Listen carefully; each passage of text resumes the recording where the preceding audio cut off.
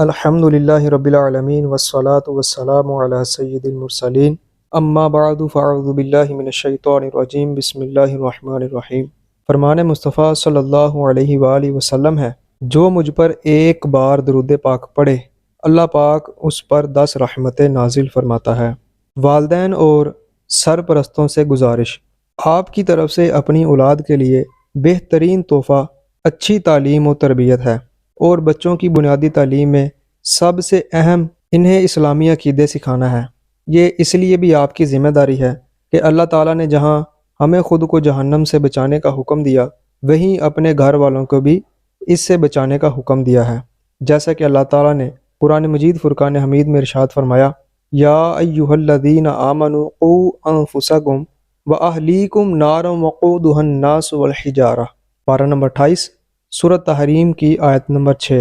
اے ایمان والو، اپنی جانوں اور اپنے گھر والوں کو اس آگ سے بچاؤ جس کے ایندھن آدمی اور پتھر ہیں۔ یوں ہی نبی کریم صلی اللہ علیہ وآلہ وسلم نے ارشاد فرمایا، تم میں سے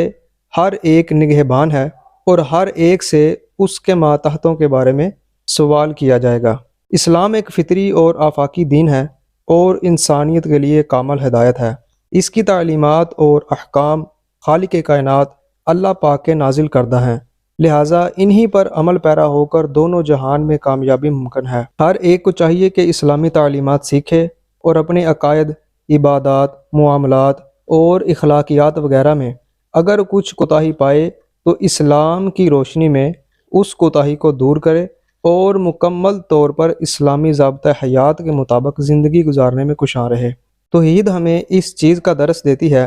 کہ اللہ پاک ایک ہے، اس کا کوئی شریک نہیں، وہ ہمیشہ سے ہے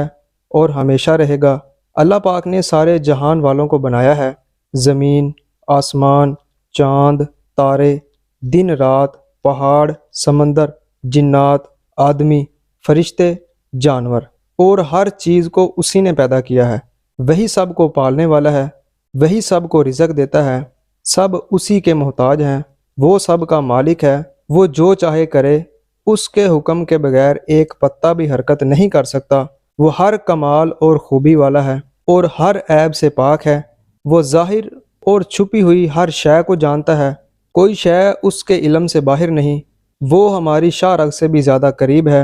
عزت اور ذلت اسی کے اختیار میں ہے، وہ جسے چاہے عزت دے اور جسے چاہے ذلت دے، اس کے ہر کام میں حکمت ہے، جس کو چاہے امیر بنائے، جسے چاہے غریب کرے، اس کی نعمتیں اور احسانات بے شمار ہیں، اس کے علاوہ کسی کی عبادت جائز نہیں، صرف وہی عبادت کے لائق ہے، اس کے علاوہ کسی کو عبادت کے لائق سمجھنا شرک ہے، چاند، سورج اور بتوں کی پوجا کرنا کفر اور شرک ہے۔ اللہ تعالیٰ کا ذکر کثرت سے کرنا چاہیے، اس سے دعا مانگتے رہنا چاہیے اور اس کا شکر ادا کرتے رہنا چاہیے۔